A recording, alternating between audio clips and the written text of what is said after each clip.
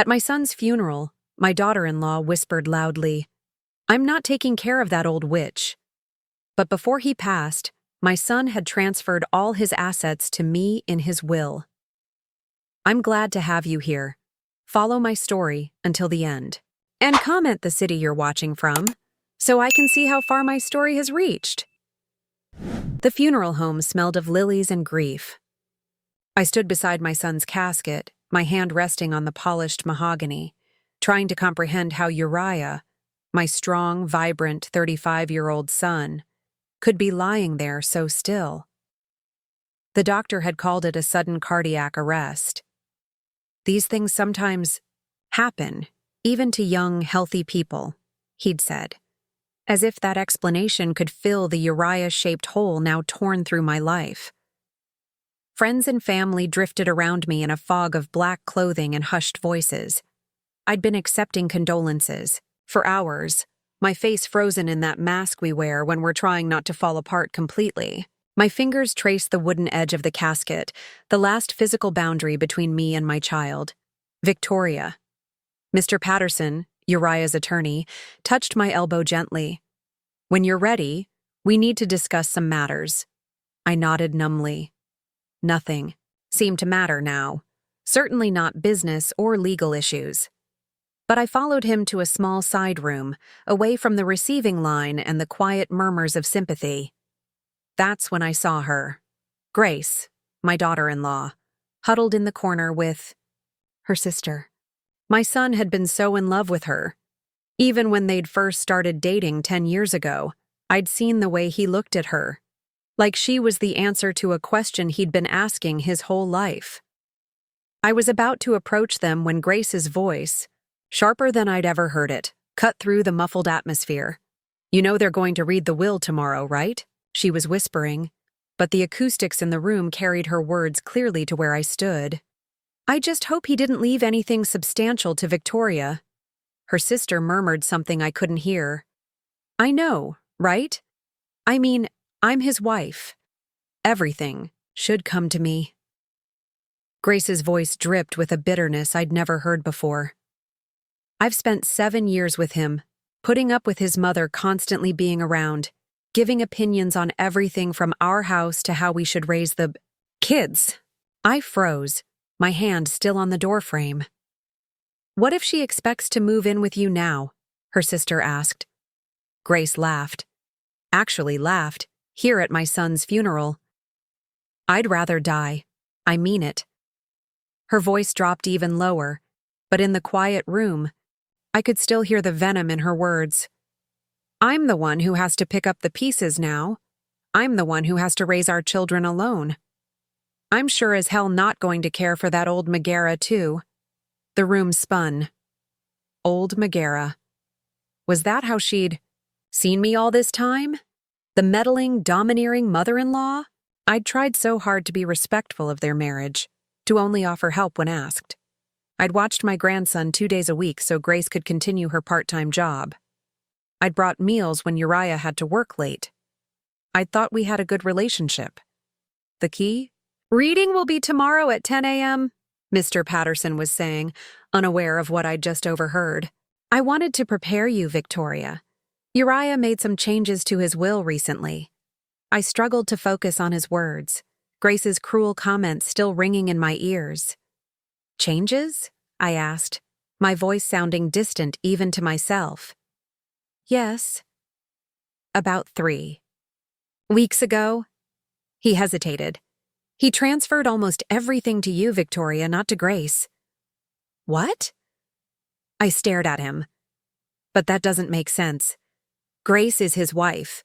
The children—" "He set up trust funds for the children that will mature when they turn 25, Patterson explained quietly. "But the house, his investments, the insurance money, it's all coming to you. He was quite explicit about it." My mind reeled. Why would Uriah do this? He'd always been thoughtful, deliberate in his decisions. This wasn't a spur-of-the-moment choice. Behind us, Grace had spotted me. Her face shifted from annoyed to a practiced mask of grief, all traces of her earlier contempt vanishing. But I'd Seen it now, the real Grace, the one who existed when she thought no one was watching. "Victoria," she said, approaching with arms outstretched for an embrace. "I'm so sorry. We're all just trying to process this horrible loss." As she hugged me, her perfume suffocating, all I could think was, my son knew. Somehow my son knew exactly who she was. And now, I was beginning to understand too. The reading of the will was everything I'd dreaded and more. Grace sat across from me at the conference table, her face a storm of barely contained rage as Mr. Patterson confirmed what he'd told me at the funeral. Uriah had changed his will just 3 weeks before his death, leaving almost everything to me instead of her. "This can't be legal," Grace snapped, her perfectly manicured nails digging into the leather portfolio she'd brought. "He was obviously not in his right mind." "I assure you, Mrs. Carson, your husband was of sound mind and body when he made these changes," Mr. Patterson said, his voice carrying the practiced calm of someone who'd weathered many family disputes. He was quite adamant about his decisions. The drive home afterward was a blur. Grace had stormed out of the office, refusing to speak to me. Part of me wanted to reach out, to try to understand, to maintain some connection to my grandchildren, but the memory of her words at the funeral, "I'm sure as hell not going to care for that old Megara," kept me silent. 3 days later, I stood in Uriah's home office, surrounded by the remnants of my son's life. Grace had reluctantly given me the key, claiming she couldn't bear to sort through his things yet. The house felt hollow, abandoned, though Grace and the children still lived there. They'd gone to stay with her parents for a few days, giving me space to collect Uriah's personal effects. I ran my fingers along his desk, remembering how he'd sit here on Sunday afternoons when the children were napping, working on whatever project had captured his imagination that week. The leather chair still held the impression of his body. That's when I noticed the drawer, slightly ajar, with a small key still in the lock. Uriah had always been meticulous about security. He wouldn't have left it unlocked unless... My hands trembled as I pulled the drawer open. Inside was a thick manila folder labeled simply "Financial Records." I shouldn't pry, I thought. But something compelled me to open it. What I found inside made my blood run cold. Credit card statements, loan applications, bank notices, dozens of them, spanning the last 2 years. And paper-clipped to the front was a handwritten note in Uriah's neat, precise handwriting. "Mom, if you're reading this, I'm so sorry. I should have told you sooner." Tears blurred my vision as I sifted through the documents. The story they told was devastating. Grace had been systematically draining their accounts for months, maybe years. Cash withdrawals at casinos, online gambling sites, luxury purchases returned for cash. And loans, so many loans, taken out in Uriah's name, some with interest rates that made me gasp. "Oh, Uriah," I whispered, my heart breaking all over again. "Why didn't you tell me?" As if in answer, a small USB drive fell from between the papers. I plugged it into Uriah's computer and found a single video file dated just 3 weeks ago, the same time he'd changed his will. My son's face filled the screen, looking tired but resolute. "Mom," he began, his voice sending a fresh wave of grief through me. "If you're watching this, then things have probably gotten worse with Grace, and you're finding out everything the hard way. I'm sorry for that." He ran a hand through his hair, a gesture so familiar it made my chest ache. "I discovered Grace's gambling problem about 6 months ago. At first I thought we could work through it. I got her into therapy, set up separate accounts. But it's deeper than I initially realized." He sighed heavily. "Last week, I found out she's been taking loans from some unsavory characters, people who don't exactly follow legal collection practices." My hand covered my mouth in horror. "I'm changing my will today," he continued. "If something happens to me, you need to be protected. The house, the investments, they need to go to you. You'll make sure the kids are taken care of, I know that. Grace. His voice broke. I love her, Mom. I still do. But I can't trust her with our future anymore. The video ended, and I sat in the gathering darkness of his office, the pieces finally falling into place. The sudden cardiac arrest that took my athletic, health-conscious son, the mysterious changes to his will, the venomous way Grace had spoken about me at the funeral. Had the stress of Grace's betrayal contributed to his heart attack? Or was there something even more sinister at play? A noise from the front of the house startled me. Footsteps in the hallway. Grace was back. I quickly closed the computer and gathered the documents, slipping them into my bag. Whatever was happening here, I needed to be careful, for my safety, for my grandchildren's future, and for Uriah's memory. Victoria? Grace's voice called out, honey-sweet and completely at odds with the woman I'd glimpsed at the funeral. Are you still here? I brought dinner. I took a deep breath and stepped out of the office, clutching my son's secrets close. I was just finishing up, I said, forcing a smile. How thoughtful of you to bring food. Her eyes flickered to my bag, then back to my face, her smile never reaching her eyes. Well, we're family, aren't we? We need to stick together now more than ever. As I followed her to the kitchen, one thought crystallized in my mind. My son had tried to protect me. Now it was my turn to protect what he'd left behind. 2 months after Uriah's funeral, my world had shrunk to the size of my living room. The phone rarely rang anymore. The invitations to community events had stopped coming. My weekly bridge club had regretfully informed me that they were restructuring the groups, and somehow, there wasn't room for me anymore. I knew who was behind it all. Grace had always been popular in our small community, charming, beautiful, and skilled at presenting herself as the perfect wife and mother. Now she was equally skilled at presenting herself as the grieving widow cruelly deprived of her rightful inheritance by a greedy mother-in-law. Did you hear what Victoria did to poor Grace? I'd overheard Mrs. Pembroke whispering to another woman at the grocery store last week. Taking everything after Uriah died, leaving Grace and those poor children with practically nothing. And after all Grace did, caring for Victoria when she had that hip surgery last year, I'd abandoned my cart and left without the groceries I needed, my cheeks burning with humiliation. The narrative Grace had spun bore no resemblance to reality. She'd visited me exactly twice during my recovery, both times with Uriah. But the community had embraced it wholly. Even worse was what she'd done with my grandchildren. Emma, 9, and Lucas, 6, had been the lights of my life. Before Uriah's death, I'd seen them 3 or 4 times a week. Now my calls went unanswered, my messages unreturned. When I did manage to speak with them, they were distant and guarded. Last weekend, I'd finally confronted Grace about it when she dropped the children off for a rare visit. "You'll only have them for 2 hours," she'd said, checking her watch. "I have to take them to a birthday party later." "Grace, we need to talk about what's happening," I'd said, keeping my voice low so the children wouldn't hear from the backyard. "Why are you turning everyone against me? Why are you keeping the children away?" Her face had transformed, the pleasant mask slipping to reveal the cold calculation beneath. "I don't know what you're talking about, Victoria. Maybe people are just finally seeing you for who you really are.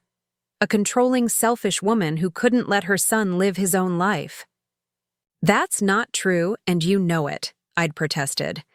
"Uriah changed his will because he discovered what you were doing with your gambling." "Gambling?" She'd laughed, but I saw panic flash in her eyes. "Is that the story you're telling people? Now? My God, Victoria, listen to yourself. First you steal my inheritance, now you're inventing addictions for me. No wonder nobody wants to be around you anymore." She'd stepped closer, her voice dropping to a menacing whisper. "Let me make something perfectly clear. Those are my children. If you want to see them at all, you'll keep your crazy accusations." To yourself, and you'll start transferring Uriah's assets back where they belong, to me. That night, after they'd left, I'd sat alone in my kitchen, a cup of tea growing cold in front of me. The silence of the house pressed in from all sides. For the first time since Uriah died, I allowed myself to cry, deep, racking sobs that left me gasping for breath. The isolation was working. I'd started to question myself, to wonder if I was the villain in this story. Maybe I had been too controlling. Maybe Uriah had changed his will for other reasons. Maybe Grace's gambling wasn't as serious as I'd thought. The next morning, I found myself in Dr. Meyer's office. He'd been our family doctor for 20 years, had watched Uriah grow from a teenager into a man. Surely he, at least, wouldn't have turned against me. But as he examined me, his manner was cool, professional where it had once been warm and friendly. "You seem anxious, Victoria," he said, making notes in my chart without meeting my eyes. "Having trouble sleeping?" "Yes," I admitted. "I've been under a lot of stress since Uriah died." He nodded, still not looking at me. "Grace mentioned she's concerned about your mental state, said you've been making some strange accusations, having trouble distinguishing fact from fiction." My blood ran cold. "Grace talked to you about me?" "She's worried," he said simply. "She thinks you might be in the early stages of dementia. The paranoia, the mood swings, the irrational behavior with the will. I'm not. I struggled to find words, shocked by how thoroughly Grace had poisoned even this relationship. Dr. Myers finally met my eyes. "I'm prescribing you something for anxiety, and I'd like you to see a neurologist, just to rule things out." I left with a prescription I had no intention of filling, and the crushing realization that Grace was systematically destroying not just my reputation, but my credibility. If she succeeded in convincing people I was becoming mentally incompetent, what would stop her from challenging the will on those grounds? As I walked to my car, my phone buzzed with a text from an unfamiliar number. "We need to talk about Grace. Meet me at Riverside Cafe tomorrow at 10. Come alone. Olivia." Grace's sister wanted to meet me? My heart raced as I reread the message. After months of isolation, could I finally have found an ally? Riverside Cafe sat on the edge of town, far enough away that Grace and her friends weren't likely to spot me there. I arrived early, choosing a corner table with my back to the wall where I could see everyone who entered. The waitress brought me coffee with a smile that held no judgment or pity, the first such smile I'd received in weeks. Exactly at 10, Olivia walked in. She was Grace's younger sister, but they couldn't have been more different. Where Grace was polished and perfect, Olivia was natural and relaxed. Today, she wore jeans and a simple sweater, her dark hair pulled back in a ponytail. She spotted me immediately and walked over, sliding into the seat across from me without a greeting. "Did anyone see you come here?" she asked, her voice low. Shook my head. "I don't think so. Olivia, why all the secrecy? What's this about?" She took a deep breath, fidgeting with the paper napkin in front of her. "I've been wanting to talk to you since the funeral, but Grace watches me like a hawk. She knows I've never approved of how she treats people." The waitress approached, and Olivia ordered coffee, waiting until we were alone again before continuing.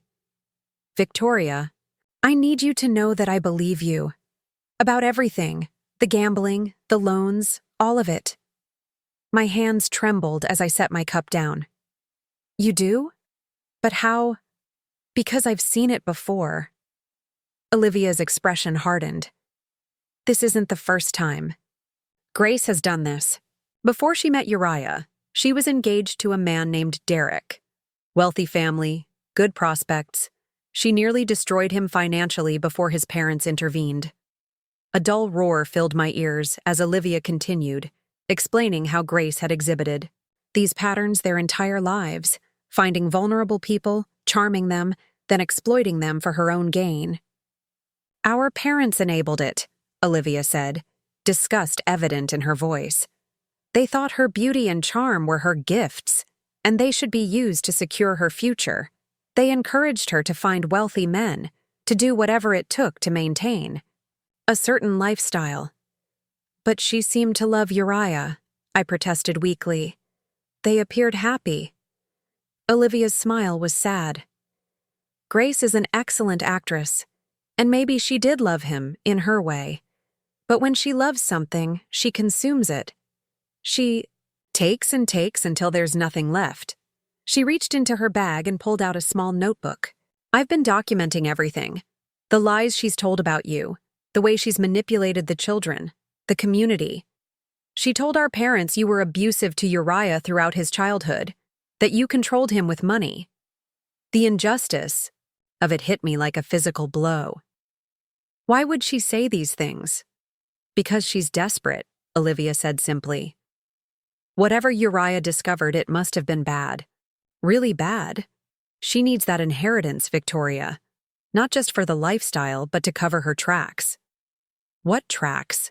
I asked, a chill running through me. Olivia hesitated. I don't have proof, just suspicions. But I think some of the people Grace borrowed from aren't just loan sharks. I think they might be connected to more serious criminals. The cafe suddenly felt too small, too exposed. Are you saying? I'm saying you need to be careful, Olivia cut in. Grace isn't just spreading rumors to be petty. She's methodically destroying your credibility because she's afraid of what you might discover. The dementia story? Classic Grace. She did the same thing to our grandmother when the old lady caught her stealing jewelry. My mind raced, connecting dots I hadn't seen before. The way Dr. Myers had looked at me. The community's sudden rejection. The children's strange behavior. She's gaslighting me, I said, the term coming from an article I'd read years ago. Making me doubt my own sanity. Exactly, Olivia nodded vigorously. And she's good at it. She's had plenty of practice. I thought of all the months I'd spent questioning myself, wondering if I really was the villain in this story. The relief of being believed, of having my experiences validated, was overwhelming. What should I do? I asked, hating the tremor in my voice. Document everything, Olivia said firmly. Every strange interaction, every rumor that gets back to you, every time she restricts access to the children. And don't take anything she gives you. No food, no drinks, no medication. You think she would? I couldn't even finish the sentence. Olivia's expression was grave. I don't know what she's capable of anymore. The Grace I grew up with was manipulative and selfish, but I never thought she'd go this far. The pressure must be immense if she's taking these kinds of risks. She glanced at her watch. I need to go. Grace thinks I'm at the gym. She pulled out a burner phone and slid it across the table. Use this to contact me. My number is the only one programmed in it. Don't use your regular phone. I wouldn't put it past her to have someone monitoring your calls. As she stood to leave? She hesitated, then reached out and squeezed my hand. You're not crazy, Victoria. You're not the bad guy here. Remember that. After she left, I sat for a long time, clutching the phone she'd given me like a lifeline. For the first time in months, I felt a spark of something I'd almost forgotten. Hope. That evening, as I sorted through more of Uriah's papers, I found something I'd missed before. A small key taped to the back of his desk drawer with a note that simply said, Storage Unit Number 17, Main Street Lock and Key. Whatever Uriah had discovered about Grace, whatever had prompted him to change his will so drastically, the evidence might be sitting in that storage unit. Tomorrow, I would find out what my son had been hiding, and what Grace was so desperate to keep buried. As I held the key in my palm, a strange calm settled over me. The fog of grief and confusion was lifting, replaced by a clear sense of purpose. Grace had underestimated me, treating me like a helpless old woman she could easily manipulate and discard. She was about to discover just how wrong she was. Main Street Lock and Key was a nondescript building on the edge of downtown, the kind of place you could drive past 100 times without noticing. The morning air was crisp as I pulled into the nearly empty parking lot, clutching Uriah's key in my hand. My heart pounded with anticipation and fear. What would I find inside? The facility manager barely glanced at my ID before directing me to Unit Number 17, a small storage space at the end of a dimly lit hallway. The lock turned with a satisfying click, and I pulled up the rolling metal door. Inside, neatly organized and labeled, were dozens of boxes. But what caught my eye immediately was a large whiteboard propped against the back wall, covered in Uriah's precise handwriting. It was a timeline, stretching back 3 years, documenting Grace's activities in meticulous detail: cash withdrawals, casino visits, online gambling accounts, unexplained absences. Each entry was annotated with dates, amounts, and sometimes photographs. "Oh, Uriah," I whispered, tracing my fingers over his handwriting. "You were investigating her." One box was labeled simply evidence. Inside, I found bank statements, credit card bills, loan documents, all carefully organized. But it was the USB drive at the bottom that made my hands shake. I slipped it into my pocket, knowing I needed to review it somewhere private. The storage unit contained something else: a leather-bound journal. The first entry was dated 3 years ago, just after Emma's 6th birthday. The final entry was dated 4 days before Uriah's death. "I confronted Grace today," the last entry read. "Showed her what I've found. She denied everything at first, then became hysterical. Says I don't understand the pressure she's been under. She's right. I don't understand how anyone could gamble away our children's future, could put us in debt to the kind of people who make threats. She begged me not to tell anyone, especially not Mom. Said she'd get help, that we could work through this. I want to believe her. For the kids' sake, I need to believe her. But I've changed the will today, just in case. If anything happens to me, Mom will make sure the kids are protected." Tears blurred my vision as I closed the journal. Uriah had known everything and had confronted Grace just 4 days before his sudden cardiac arrest. I spent hours in that storage unit, photographing documents, reading through Uriah's notes, assembling the pieces of a puzzle I'd never wanted to solve. By the time I left, slipping the most crucial evidence into my purse, I was a different woman than the one who had arrived that morning. The fog of grief and self-doubt had burned away, replaced by a cold, clear purpose. Grace had to be stopped, not just for me, but for my grandchildren. That afternoon, I called Olivia from the burner phone. "I found Uriah's evidence," I told her, my voice steadier than it had been in months. "It's worse than we thought. I think Grace might have had something to do with Uriah's death." Olivia's sharp intake of breath was audible. That's a serious accusation, Victoria." "I know, and I can't prove it. Not yet. But Uriah confronted her about the gambling just days before he died. And look at how systematically she's worked to discredit me since then. She's terrified. I'll discover the truth." "What are you going to do?" Olivia asked. "Fight back," I said simply. "Will you help me?" 2 days later, Olivia and I met with Dr. Carlson, a respected neurologist in the next town over, someone with no connection to Grace or her social circle. I underwent a complete workup, cognitive tests, brain scans, the works. "Mrs. Carson," Dr. Carlson said when the results came back, "I can state with absolute certainty that you show no signs of dementia or cognitive impairment.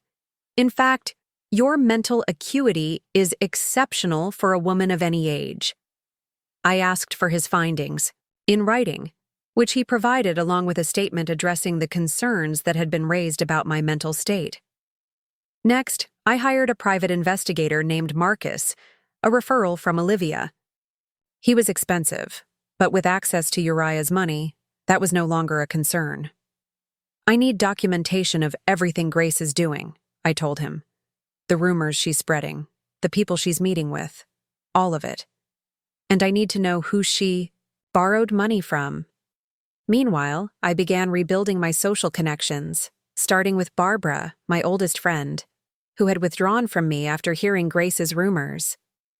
"I've missed you," I said simply when she cautiously accepted my invitation to coffee. Barbara looked uncomfortable. "I heard some things, Victoria, about how you treated Uriah, about the will." I slid Dr. Carlson's report across the table. "Grace has been telling people I have dementia. This proves I don't. She's also told people I was abusive to Uriah. I have decades of birthday cards, letters, and photographs that show otherwise." I met Barbara's eyes. "She's destroying my reputation because she's afraid of what I know." Slowly, methodically, I began to reclaim my life. I joined a new bridge club in the neighboring town.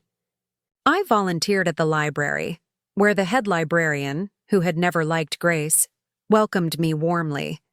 I started a blog documenting my journey as a widow, carefully writing about my grief without mentioning the darker currents beneath. Each small victory strengthened me. Each piece of evidence Marcus uncovered, and there were many, confirmed what I already knew. Grace was desperate, dangerous, and coming undone. The final piece fell into place when Marcus discovered who had loaned Grace money, a man named Vincent Carrera, who had connections to organized crime in Chicago. "She owes him over $200,000, Marcus told me gravely. "And his kind don't extend payment terms." 2 days later, I invited Grace and the children to dinner. It was time for a confrontation, but this time, I would be the one in control. As I set the table that evening, I felt oddly calm. The doorbell rang, and I squared my shoulders, ready to face the woman who had tried to destroy me. But I wasn't defenseless anymore. I had truth on my side, and more importantly, evidence. Game on, Grace. Game on. 3 years have passed since that fateful dinner with Grace. I still remember how she arrived at my house, all perfect makeup and forced smiles, the children trailing behind her. "Grandma!" Emma had cried, running to hug me.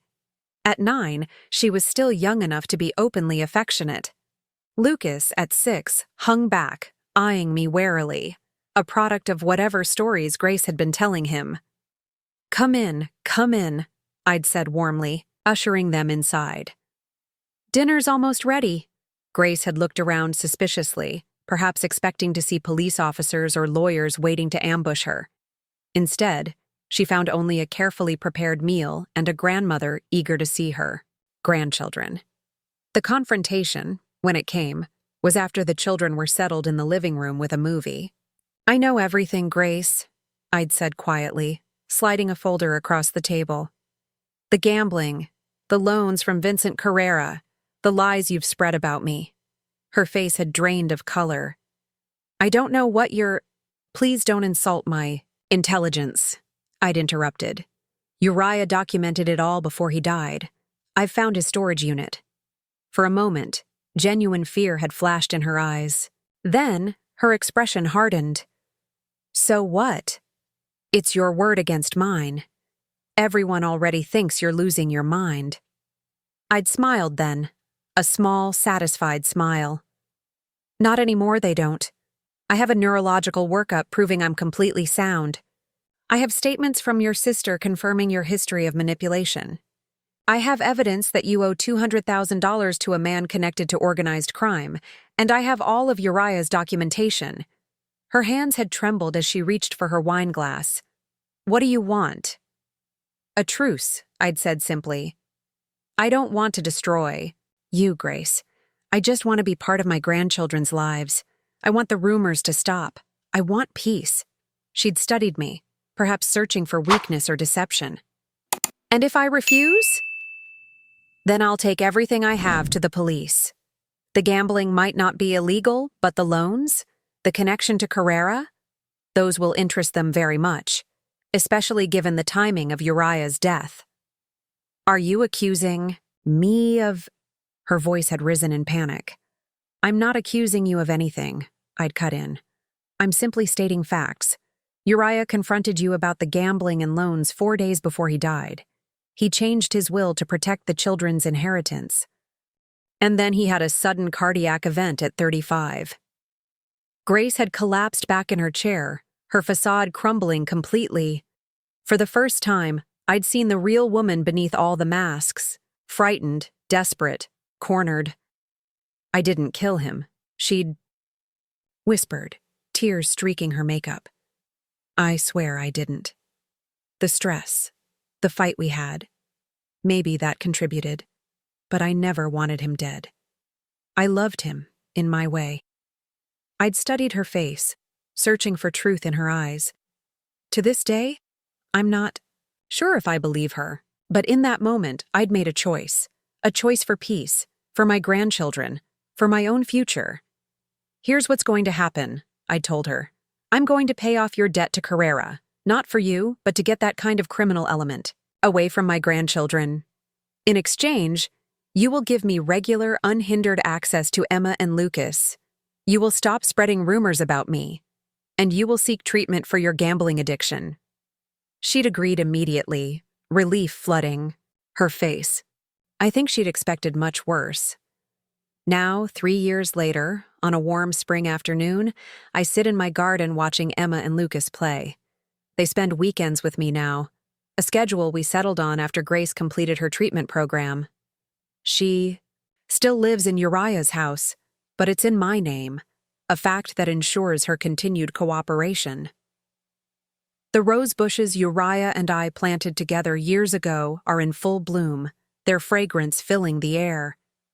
I've added new varieties each year, a way of keeping him present in this space we both loved. Grandma, look, Emma calls, holding up a small ceramic pot. At 12, she's showing real talent for pottery, a hobby we discovered together. I made this for Mom's birthday. I smile, examining the delicately crafted bowl. It's beautiful, sweetheart. She'll love it. Lucas, now 9, is sprawled on the grass nearby, deep in a book about dinosaurs. He looks so much like Uriah at that age that sometimes it catches my breath. Our relationship with Grace remains complicated. The trust that was shattered can never be fully repaired. But we've reached a kind of peace, a détente built on mutual understanding. She knows I hold her secrets. I know she's capable of incredible deception. But we both love these children, and that common ground has become our foundation. The money that caused so much strife has found better purpose. I've established trust funds for Emma and Lucas, just as Uriah wanted. I've renovated my home to include special spaces for them, a pottery studio for Emma, a reading nook for Lucas. And I've set aside funds for Grace's ongoing treatment, ensuring she can manage the addiction that nearly destroyed all our lives. Sometimes I wonder what Uriah would think of this arrangement.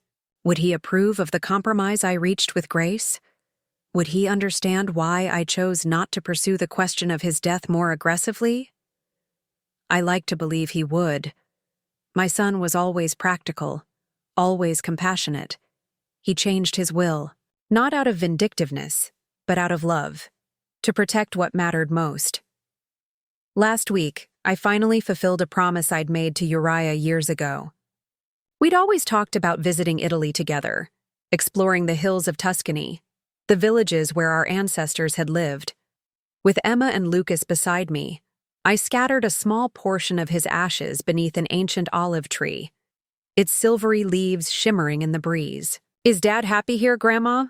Lucas had asked, his small hand gripping mine.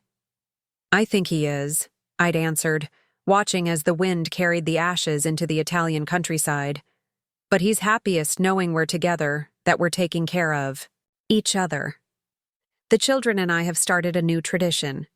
Each year on Uriah's birthday, we plant something new in my garden.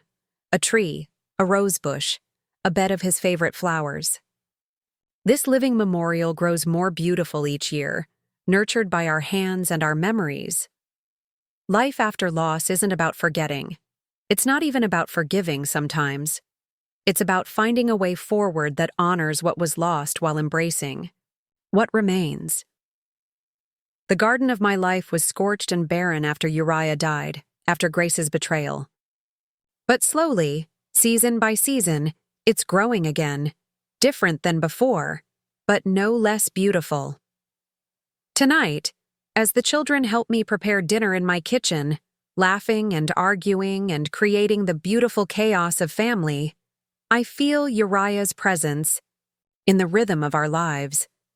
He is here in Emma's smile, in Lucas's thoughtful frown, in the legacy of love that no deception could ever truly destroy. This is his last gift to me, this second chance at family, this hard-won peace. And I intend to cherish every moment of it,